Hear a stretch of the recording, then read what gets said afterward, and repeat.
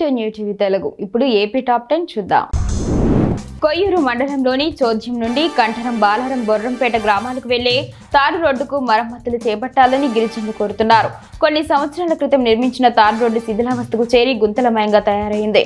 కురుస్తున్న వర్షాలకు గుంతల్లో వర్షపు నీరు చేరి రాకపోకలకు తీవ్ర ఇబ్బందులు ఎదుర్కొంటున్నామని గిరిజనులు తెలిపారు. అధికారులు స్పందించి ఈ తారు రోడ్డుకు మరమ్మతులు చేపట్టాలని కోరారు. జిల్లాలో వచ్చే మార్చి నాటికి గృహ నిర్మాణ లక్ష్యాలు సాధించేందుకు ప్రతి ఒక్కరూ కృషి చేయాలని హౌసింగ్ ఏఈలను జిల్లా కలెక్టర్ డాక్టర్ బిఆర్ అంబేద్కర్ కోరారు. PMAY 2.0 కొత్త గృహాల కోసం జిల్లా వ్యాప్తంగా సుమారు 32,000 మంది లబ్ధిదారులను గుర్తించడం జరిగిందని, వారికి ఇళ్ల మంజూరు ప్రక్రియను వేగవంతం చేయాలని ఆదేశించారు. హౌసింగ్ అధికారులతో కలెక్టరేట్లో సమావేశం నిర్వహించారు.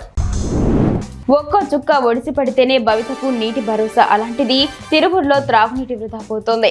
కొన్ని ప్రదేశాల్లో లీకులు, మరికొన్నేమో కలుషితం, ఇంకొన్ని చోటేమో అధికార పాలకుల నిర్లక్ష్యం. కోతి చేష్టలతో కవ్వించే వానరులు సైతం దాహం తీర్చుకున్న తర్వాత జాగ్రత్తగా కుళాయిని కట్టేసే ఉదంతాలను అనేకం చూశాం. తిరువురు నీరు పోతున్నా పట్టించుకోకపోవడంతో ఎండాకాలం తీవ్ర ఇబ్బందులు తలెత్తుతున్నాయి. బోజిలి మండలంలోని పలు గ్రామాలలో రోడ్ల పరిస్థితి అత్యంత దారుణంగా తయారైనట్లు గ్రామస్తులు, వాహనదారులు వాపోతున్నారు. మండలంలోని ఇనుగుంట, వజ్జువారిపాలెం, పాలంపాడు గ్రామాలలో రోడ్లు అత్యంత దారుణంగా తయారయ్యాయి. నిత్యం ఈ దారిలో ప్రమాదాలు జరుగుతున్న అధికారులు స్పందించడం లేదని గ్రామస్తులు అంటున్నారు. ఇకనైనా సంబంధిత అధికారులు నూతన రోడ్లు మంజూరు చేసి నిర్మించాలని కోరుతున్నారు. పెనుగొండ మండలం సిద్ధాంతం గ్రామంలో కొలువైన శ్రీ పార్వతీ సమేత సీతలింగేశ్వర స్వామివారి కళ్యాణ వేడుక ఆలయ అర్చకులు కె సుబ్రహ్మణ్యం నేతృత్వంలో దుంతుకుర్తి సత్యనారాయణ వేద మంత్రాలతో కోట్ల శేష దంపతులచే కళ్యాణం వేడుకగా నిర్వహించారు. ముందుగా స్వామివార్లకు కుంకుమ పూజలు, హోమాలు వేడుకగా నిర్వహించారు. అధిక సంఖ్యలో భక్తులు పాల్గొన్నారు.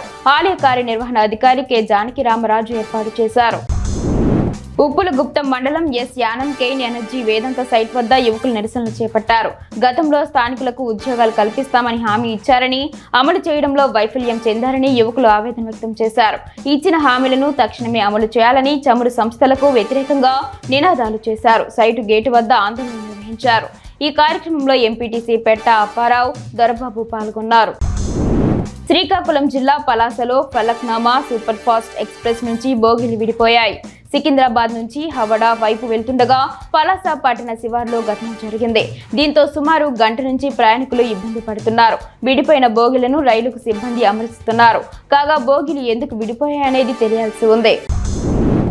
కొండూరులో ఈదురుగాలుల దాటికి బొప్పాయి రైతులు అపార నష్టాన్ని చవిచూశారు. వీచిన బలమైన ఈదురుగాలులకు చేతికి వచ్చిన బొప్పాయి పంట పూర్తిగా రాలిపోవడంతో బొప్పాయి రైతులు నష్టపోయామన్నారు. బలంగా వీచిన ఈదురుగాలులకు బొప్పాయి కాయలు నేలరాలాయి. దీంతో బొప్పాయి రైతులు కన్నీరు మున్నీరుగా విలపిస్తున్నారు. ప్రభుత్వం ఆదుకోవాలని వారు కోరారు. గుంటూరులో వీధి కుక్కల దాడిలో మరణించిన బాలుడికి రాజమండ్రి సిటీ ఎమ్మెల్యే ఆదిరెడ్డి శ్రీనివాస్ తన ప్రగాఢ సానుభూతిని తెలియజేశారు. ఈ మేరకు రాజమండ్రిలో ఏబీసీ సెంటర్ నిర్వహణపై ఆరోగ్య మరియు ఇంజనీరింగ్ విభాగం అధికారులతో ఎమ్మెల్యే సమావేశం నిర్వహించి పలు సూచనలు ఇచ్చారు. నగరంలో వీధి కుక్కల నియంత్రణకు తగిన చర్యలు చేపట్టాలని అధికారులకు సూచించారు. నాయుడుపేట పట్టణం నుండి మేనకూరు వైపు వెళ్లే గాంధీ మందిరం సెంటర్లోని మలుపు వద్ద రోడ్డుపై ప్రమాదకరంగా పెద్ద గుంత ఏర్పడి ఇబ్బందులు ఎదుర్కొంటున్నట్లు వాహనదారులు వాపోతున్నారు. నిత్యం ఈ దారిలో మేనకూరు పారిశ్రామిక వాడకు వందలాది వాహనాలు రాకపోకలు కొనసాగిస్తుంటాయి. మలుపు తిరిగిన వెంటనే గుంత ఉండడంతో ప్రమాదాలు జరిగే అవకాశం కూడా ఉంది. సంబంధిత అధికారులు స్పందించి రోడ్లపై మరమ్మతులు చేపట్టాలని వాహనదారులు కోరుతున్నారు.